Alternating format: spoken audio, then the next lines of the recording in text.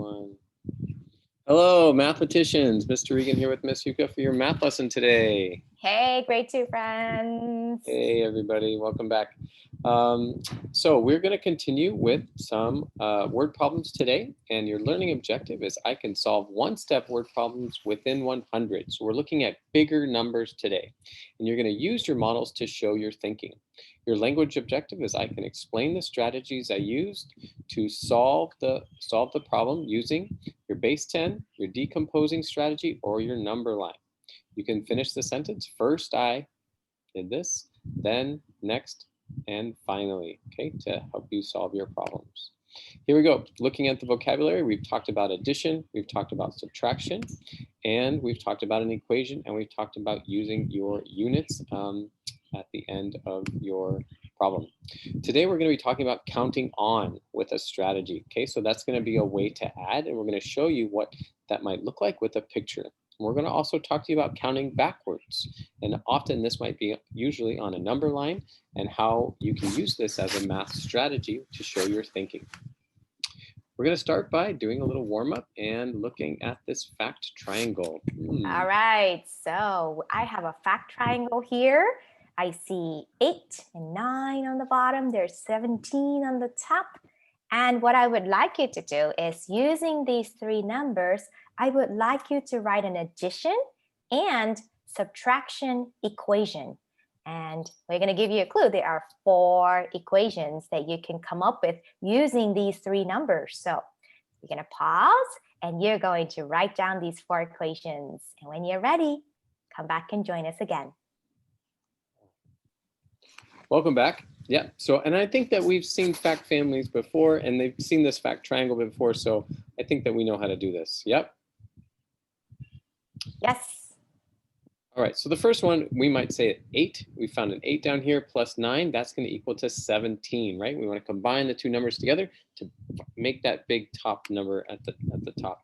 And then we can switch those around, right? So I could say 9 plus 8 also equals 17. And then if I want to look at subtraction, I always want to start with that number up on top. And I'm going to take away, because that's the biggest number, and I'm going to use subtraction. So I always want to start with that 17. Minus 8 equals 9, and 17 minus 9 equals 8. We can switch those other two numbers around. All right. We could see that addition and subtraction really work together. Mm-hmm. Awesome. All right, so I have a number talk for you. I have 3 equations here, and today we're just going to look at the addition equations here. And the question is, what do you notice? So take some time and study these 3 equations and have a look and see what you notice. What do you notice, Mr. Regan? I notice just with these 3 number sentences that they look like they have similar numbers involved. Looks like 25 plus 15. And already I don't have to kind of know the answer right away, but if I can look at the problem after it, then I think my answer is going to be 40. Before maybe I even look at it. And I also noticed that these equations, they have unknown, what they need to figure out in different places. So the first one, they have the answer missing. And then on the second and the third one, the second one has the starting missing. And the last one, it looks like the middle part is missing. But I'm sure these equations are related. Yeah, I like it. And it's just really similar to our fact families, right? So we can kind of move those numbers around and figure out what those missing numbers are. Exactly. Love it.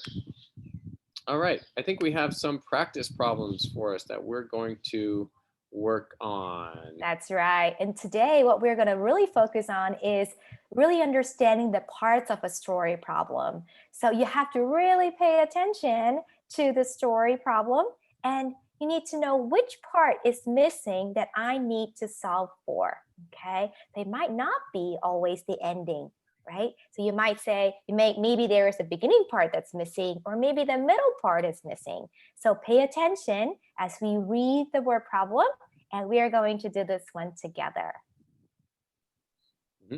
Make sure that you also have your piece of paper ready, and that way we can kind of solve this problem together. All right, so it says that there were some people riding the bus. Already that word some, I'm kind of picking up on that word already, Miss Yuka. Mhm. 9 more people got on the bus. Now there are 22 people riding the bus. How many people were on the bus at first? Hmm. Okay, so I think we're really paying attention to, we got 9 more people got on the bus. Okay, so we're going to be adding that number 9. And we had 22 people were riding the bus. So we know that that number is going to be that number of people that are on the bus at the end, right? So we want to find out, this looks like this is going to be our missing number. The start. Mhm. Mhm. Okay. And when you solve this problem, we're going to talk about strategies to solve these kind of problems.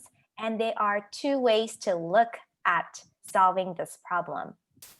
Mhm. The first way Yep. is if I wanted to figure out that first part, something plus 9 equals 22. If I wanted to use it, I can solve it as an addition problem and kind of think of it as 9 plus something equals 22. So I can solve it that way. And if I were to do that, then I might solve it like this. So I started at 9, okay, and I used a number line to solve this problem. So I started at 9. Then I added 1 to get to the closest 10. So then I'm at 10 now. Then I made a 10 jump, 1 hop, plus 10 to get to 20. Then I know I needed to get to 22. So finally, I made 2 mini steps plus 2 to get to 22. Then what I did was I counted all my hops. I added 10 plus 1 plus 2, and I knew that was 13 people. And I can always check. If I do 13 plus 9, would it get me to 22? Mhm. If I count up, yes, it makes sense. Mhm. So my answer is 13 people were on the bus in the beginning. So if I wanted to use it as an addition, that's how I could solve the problem. Mm. Yeah, nice job, Miss Yuka. I think your picture is very clear. I think you started at 9, you did all your jumps up to 22, and you counted your number of jumps. That helped me fill in that answer right there. I love it. Great job. We also have another strategy for you too. Remember, if you're looking for that missing, that starting number, you could remember, because we looked at that fact triangle, we could also think of the problem as 22 minus 9. If we take away that 9, we're still left with that missing number, right? That number that we started with, okay? And we can do that by counting backwards. And some of you might like counting forward. Some of you might like counting backwards. It's kind of all up to you. So if I was going to count backwards from 22, I could do that same thing, but I might even try it with base 10 blocks, right? And you're kind of already familiar with this. So if we drew our 10s, we had 10 and 20. We know we had to take away 9. We had our 22, right? So we know we had to take away 9, but I need to borrow from that 10. I need to have this 10 and break it up into 10 ones. That way I can take more away, and I can count 9. So if I had 22, I'm going to put X's on the 9. 1, 2, 3, 4, 5, 6, 7, 8, 9. And then I can just count up how many I have left. I had my 10, and I have 3 ones there. So there's my 13 people. So what's really cool, Miss Yuka, too, is that you drew your strategy on a number line, and I used my base 10 blocks, but we both got the same answer.